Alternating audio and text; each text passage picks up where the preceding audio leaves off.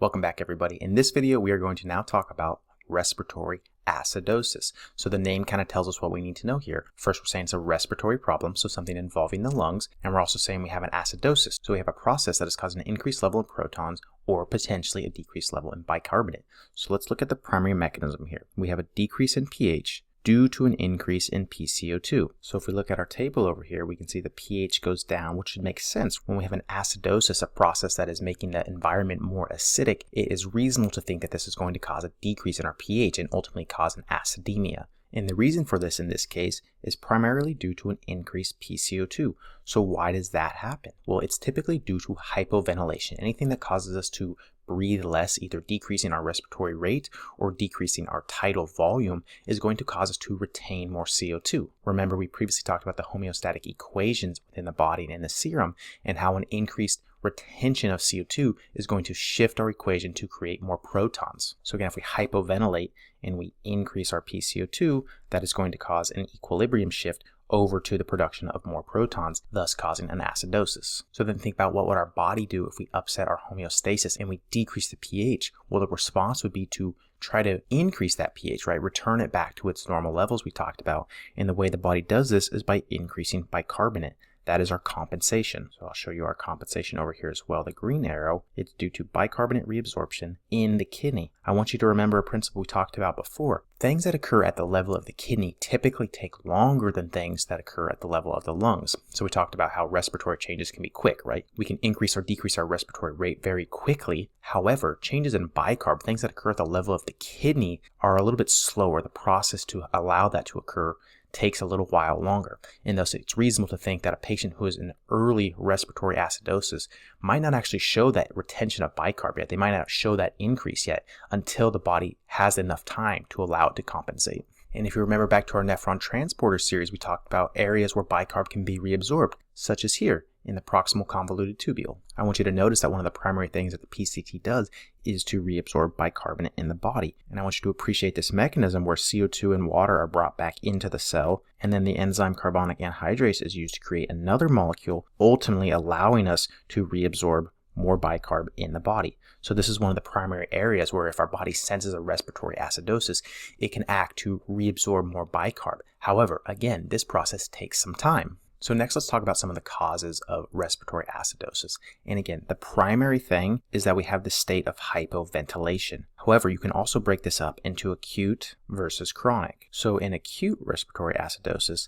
this occurs more to acute or abrupt changes in our respiratory status. So this can be due to neuromuscular diseases. This can also be due to an airway obstruction, right? We can appreciate that that is an acute change in our ability to ventilate. However, things that are chronic or chronic respiratory acidosis occurs from things that are more long-term, such as a patient who has a history of COPD. This is something that doesn't necessarily come on overnight. This comes on over years and years. And so over time, they begin to develop a respiratory acidosis. It's also important to keep in mind that some of these acid-base disturbances overlap with one another. So these lists are not always an exclusive criteria in terms of this is only fitting this particular scenario, but my goal here is to simplify these principles and show you which one is the most likely to show up on test day. Because the one thing that's really important to know with board-style practice questions is that they typically will give you the most common presentation for a patient. They're going to give you what's the classic presentation when they ask you about patients. Of course, in real clinical medicine, there are a variety of different ways that patients can present, but I'm going to try to follow that logic here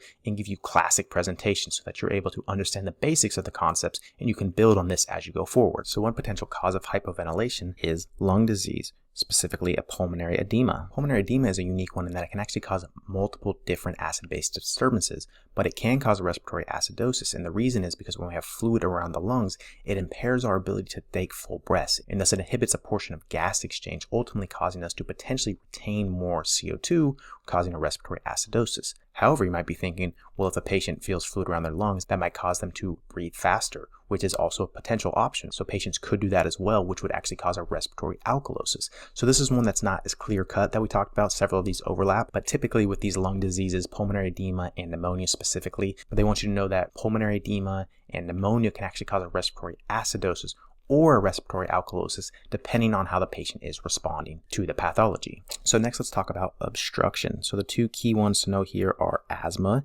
and COPD.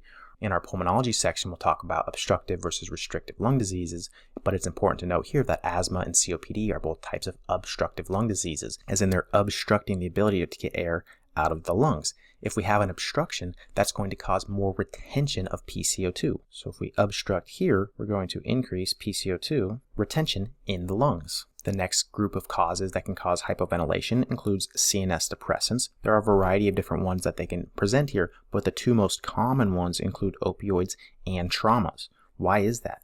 Well, we know that opioids can act to decrease the respiratory rate. So if we decrease our respiratory rate, we're going to decrease our ability to exhale our PCO2 or our carbon dioxide. And a similar principle holds true with head trauma. We're talking about a CNS disruption that can actually affect our ability, our nervous system's ability to relay that we need to be breathing. This can also decrease our respiratory rate and our respiratory drive.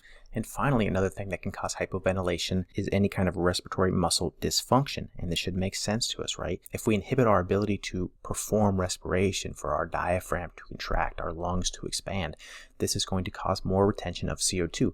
That's the whole thing behind respiratory acidosis. It's anything that can cause retention of CO2 is going to increase our proton levels and thus the acidic state in our body. So remember, myasthenia gravis is a neuromuscular autoimmune disease that causes weakness in our muscles, particularly our respiratory muscles. Remember, it involves autoantibody production against postsynaptic acetylcholine receptors. And so if we block this transmission of our signals, this is going to lead to our respiratory weakness. ALS is a neurodegenerative disease that can also affect our muscle strength and thus can cause respiratory weakness, similar to MS and Guillain-Barré. So again, these all have their individual pathophysiology behind them, but the key here is that they cause respiratory muscle dysfunction. So I think if you understand the name respiratory acidosis, we have a problem with respiration leading to an acidotic state. That's going to help you reason out and think about what are the potential causes so that you don't necessarily have to memorize this whole list. You can think about it critically when it comes time to answer a question.